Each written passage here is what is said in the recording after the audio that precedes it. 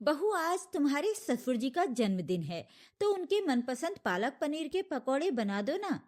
शारदा जी ने अपनी बहू से मनुहार करते हुए कहा तो सुनैना ने उन्हें ऊपर से नीचे तक घूर कर देखा।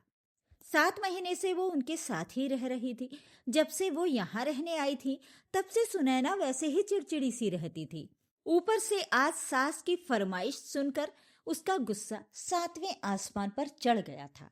उसके ससुर जी को गुजरे हुए 10 महीने हो चुके थे। उनके गुजरने के बाद सुनैना का पति अविनाश अपनी माँ को अपने साथ ही लेकर आया था।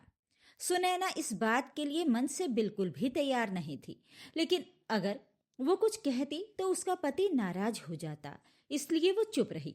शारदा जी यहाँ आने के बाद घर के कामों में बहू की मदद करने लगी थी। सुबह सवेरे वो मंदिर जाती थी, सुबह शाम पार्क में टहलने भी चली जाती थी। पार्क में उनकी एक दो सहेलियां भी बन गई थीं, तो अब उनका यहाँ मन लगने लग रहा था। बेटे के 2 बेडरूम वाले फ्लैट में एक कमरा उन्हें भी मिल गया था और उसी कमरे में उन्होंने अपनी छोटी सी दुनिया सजा ली थी। एक कोने में उन्होंने छोटा सा मंदिर रखा था। खिड़की के पास छोटा सा तुलसी जी का पौधा रखा था। अपने पति की बड़ी सी तस्वीर उन्होंने कमरे में लगवा रखी थी, जिनका चेहरा देखकर ही उनकी सुबह होती थी और चेहरा देखकर ही वो रात को अपनी पलकें बंद करती थीं।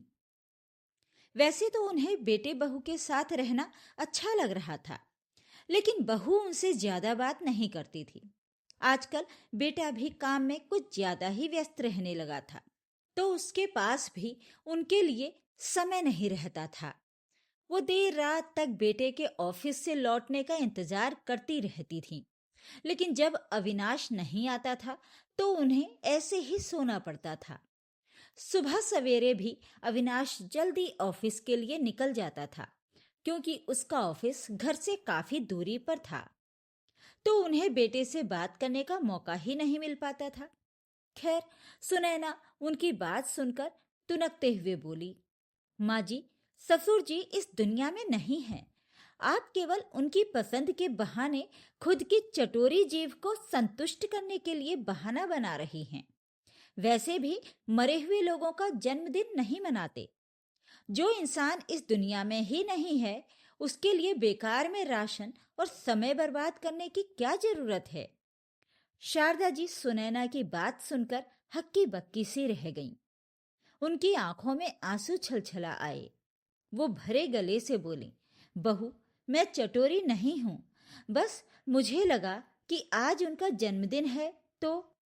सुनैना उनकी बात बीच में ही काटते हुए बोली, आपको तो बस खाने पीने के बहाने चाहिए। इतना कहकर मुंह बिगाड़ते हुए वहां से चली गई।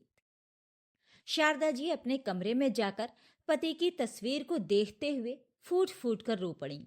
वो सोचने लगी, जब मैं गृहस्थी संभालती थी तो कितने मन से इनके लिए इनकी फरमाइश पर सारी चीजें बनाया करती थी, लेकिन आज जब मैं बहू के साथ रह रही हूं तो इसने कैसे मुझे झट से चटोरी कह दिया। उनका मन एकदम से उदास हो गया।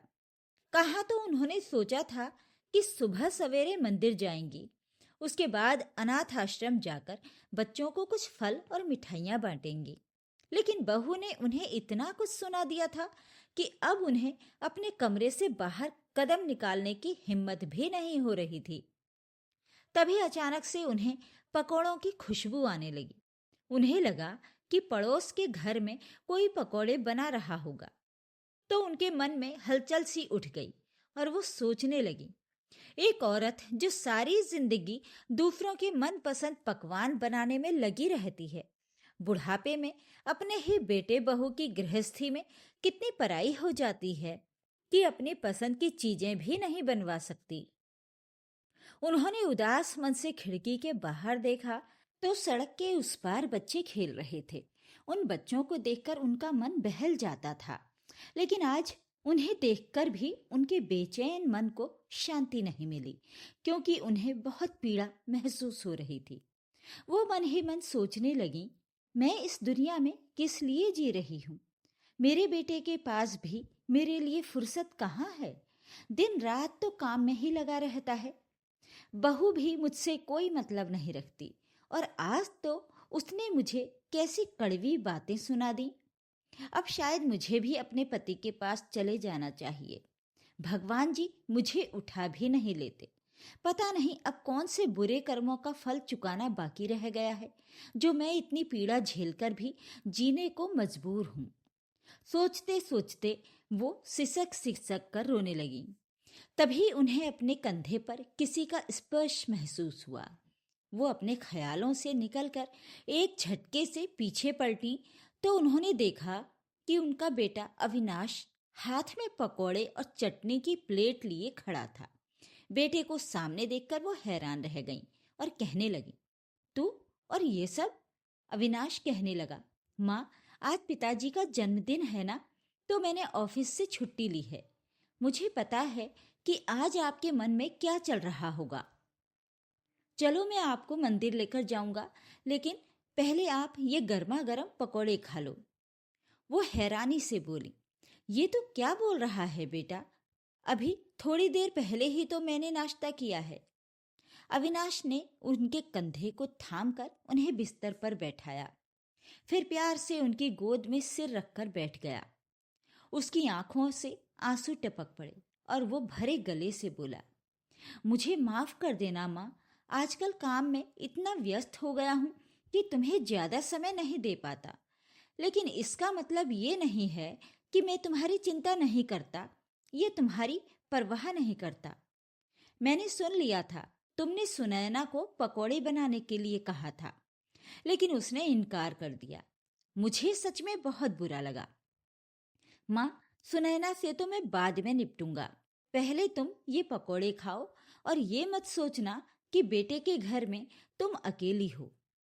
कहते कहते उसकी आवाज और भी भारी हो गई थी।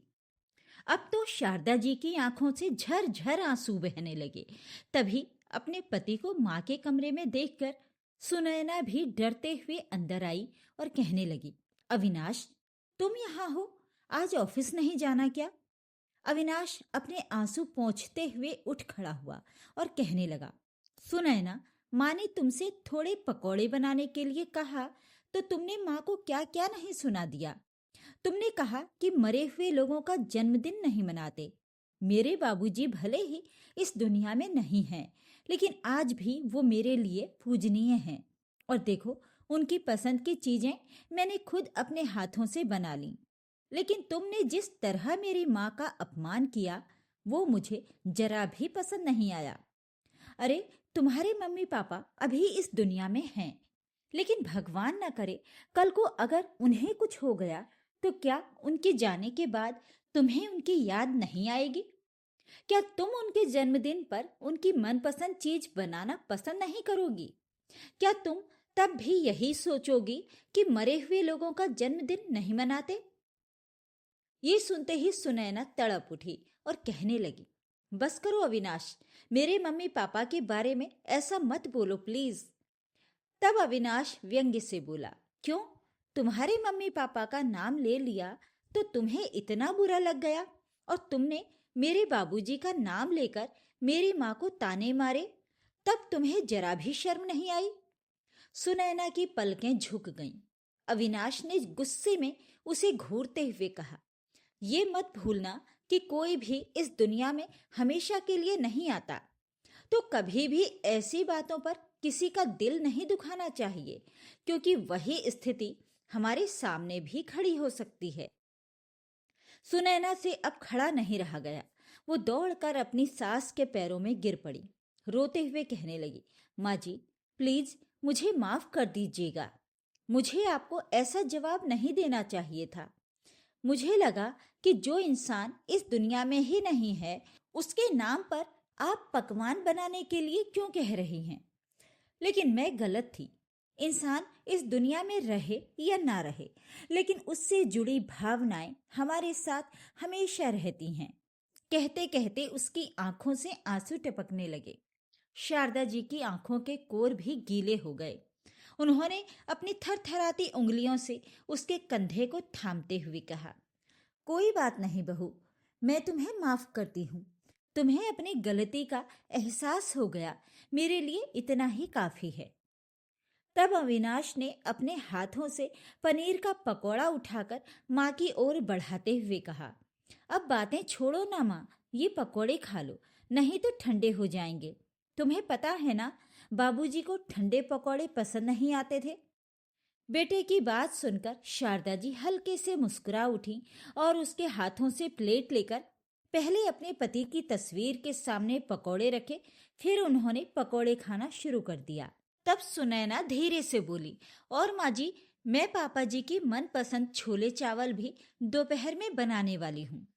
शारदा जी ने धीरे से कहा, बहू, मैं सोच रही थी कि आज अनाथाश्रम जाकर बच्चों को थोड़े फल और मिठाइयाँ बांट देती हूँ। तो सुनैना कहने लगी, क्यों नहीं मम्मी जी, मैं भी तैयार होकर आती हूँ। हम सब साथ ही चलेंगे। क्यों अविनाश?